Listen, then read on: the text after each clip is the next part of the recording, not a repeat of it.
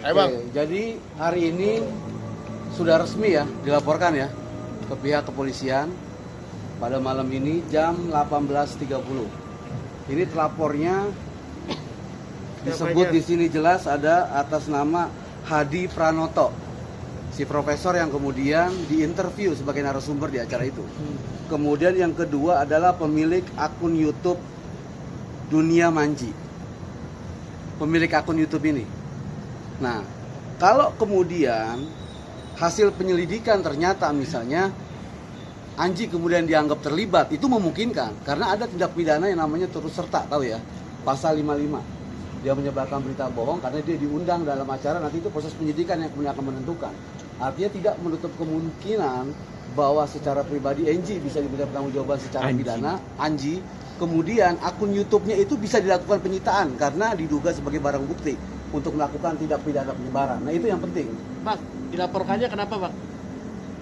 Iya, dilaporkannya pertama kan ada dugaan masalah berita bohong kan yang disampaikan oleh si narsum ini, interview si profesor ini. Nah, kemudian disebarkan. Penyebaran itu dilarang undang-undang ITE. Itu ada di pasal 28. Makanya kita laporkan ada pasal 14, 15. Ini ancaman pidananya ini 10 tahun loh. Ini nggak main-main. Bisa langsung ditahan pelakunya, bisa langsung ditangkap. Termasuk pasal 28 ayat 1 yang kemudian diduga dijerat itu kepada Anji, dan itu di atas 5 tahun. Artinya apa? Anji memungkinkan juga untuk dilakukan penangkapan dan penahanan dalam perkara ini karena ancaman pidananya yang begitu tinggi. Tetapi sekalipun begitu, biar kita serahkan sepenuhnya persoalan ini kepada pihak kepolisian. Yang pasti ini sudah resmi dilaporkan. Nah, sejauh ini di media sosial atau beberapa statement dari ID misalnya kan mengatakan ya bahwa minta polisi untuk mengusut, menindak tegas pelakunya. Nah, sekarang ini sudah resmi. Kita sebagai masyarakat sudah melaporkan. Artinya semua pihak yang kemudian berkaitan dengan ini, ID juga harus mau untuk memberikan keterangan dan membantu pihak kepolisian agar persoalan ini kemudian menjadi terang. Apakah betul ada penemuan, apakah betul obat COVID sudah ada. Nah, sehingga kemudian masyarakat tidak bingung. Nah, itu yang kemudian menjadi poin penting. Jadi saya kira kita percaya bahwa Polri akan bertindak profesional dalam menangani perkara ini, dan kita berharap semua yang kemudian mendesak agar ada penegakan hukum dalam perkara ini pun, termasuk dari ID, akademisi, dan kemudian mereka pihak terkait yang paham terhadap persoalan ini, ya mau bekerja sama dengan pihak kepolisian untuk memberikan keterangan agar perkara itu kemudian menjadi terang.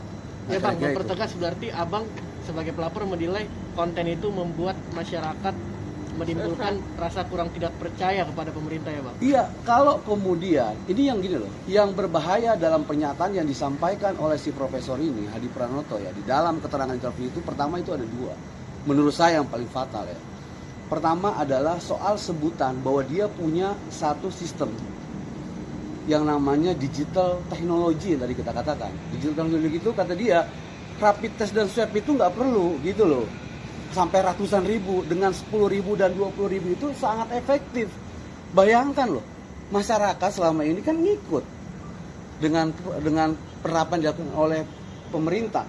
Berarti selama ini kalau ada yang jauh lebih efektif dan biayanya lebih murah, berarti dibohongin dong masyarakat. Bisa dong kita berpikir kayak gitu, berarti kita dibodohi. Dan ini kan berbahaya. Makanya kenapa kemudian ID mendesak agar ada proses penegakan hukum terhadap ini. Itu yang pertama. Kemudian yang kedua, dia mengklaim sebagai seorang profesor dan ilmuwan, dan salah satu ilmuwan dari 4 ilmuwan di dunia, tim medis yang kemudian dia menemukan COVID ini. Wah, itu kan luar biasa. Kalau benar bahwa dia adalah seorang penemu, ini kan harus diapresiasi. Kalau benar. Tapi kalau kemudian tidak benar, ada kepentingan lain, ternyata hanya ingin menaikkan konten untuk sekedar memviralkan, ada kepentingan komersil di luar itu yang tidak ada hubungannya dengan kesehatan, kan ini namanya sesat. Gitu loh. Apalagi ini disampaikan oleh public figure yang punya voter dan follower besar, dan ini yang berbahaya. Akan dijadikan modus ke depan dan kemudian hari bahwa cara-cara dalam praktek-praktek seperti ini akan terus diulang hanya untuk memenuhi kepentingan konten. Dan itu kemarin terjadi dalam kasus sampah yang dipakai untuk kepada masyarakat diisi daging. Dan itu terus akan seperti itu yang kita khawatirkan gitu loh. kalau ini kemudian dibiarkan. Makanya kepada public figure, saya kira seharusnya sudah saatnya dilakukan penegakan hukum termasuk terhadap hal-hal seperti ini supaya masyarakat tidak bingung. Nah, poinnya itulah kira-kira.